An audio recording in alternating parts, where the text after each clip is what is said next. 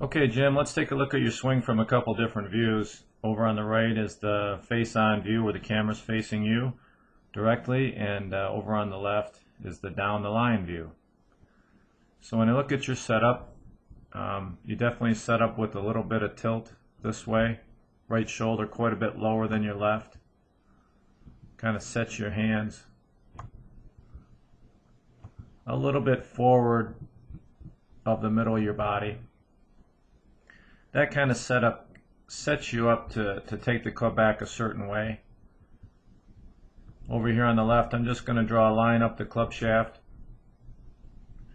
And as I get the club in motion here, you're going to start to see you get a little bit of a forward press where the shaft, the handle, you press forward toward the target, and you can see it also presses upward here. So watch the handle go up in the air and forward, and then you start turning, and so immediately that club is under the plane. And under the plane, that club should be tracing that line, that whole golf club. So it's under the plane, under the plane. And when the club is about parallel to the ground, we would want the club head right on the top of that line and your hands on that line. So you've just kind of rolled it behind you and a little bit open. Then your arms are going to start lifting, and then they lift up to the top. And when you lift up to the top, you actually have that club pointed straight down, so it's in a little bit of a open position with your left wrist a little bit cupped like that. And that position there makes it easier to leave the ball out to the right.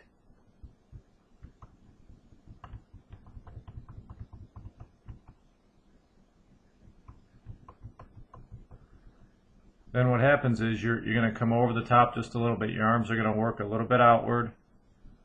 And now the shaft is very steep. And this is the one that really gets you. When that shaft is kind of steep like that, you're going to have to try to get it on the back of the ball. And that's not easy to do consistently.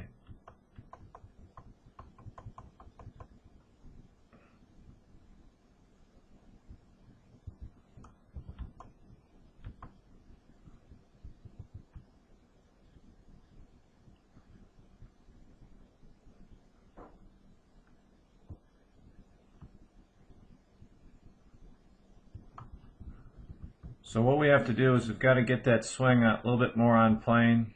We did mention a little bit how your head kind of raises up a little bit, but we got to get that swing more on plane so you can hit the center of the face a little bit better and have more of a consistent shape to your shots. So here's what we did.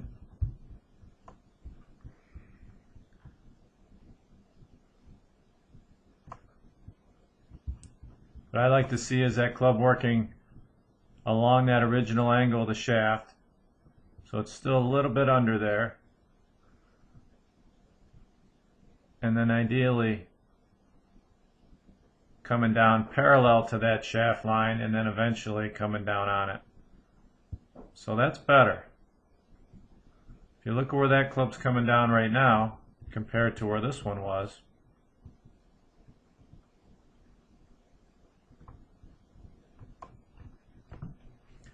the one on the right is quite a bit more inside. If I drew a line on that shaft, more inside the target line and on plane than the one over here on the left. The one on the left stays out there. It's very steep right there. In fact, you can see that angle's pretty much vertical. And over here on the right, much shallower. So now you're coming in down that line instead of quite a bit above it. Like that. So you're approaching the ball now over here on the right from the side. Still caught it a little on the toe, that's why it deflected that face open. But now you're coming more from the side. That golf swing is going to be much more around you in an arc. So it's here swinging on more of an arc inside the target line, along the target line, and back inside. That's much more desirable than swinging on such a straight up and down line like that. So in simple terms, just getting started, if you think of your swing as coming in on more of an arc, like it is over here on the right, at least you're going to shape your shots straight or right to left. You might overhook them a little bit because you've got pretty good hand action, but that's pretty good. And you have a better chance of hitting the ball consistently from there.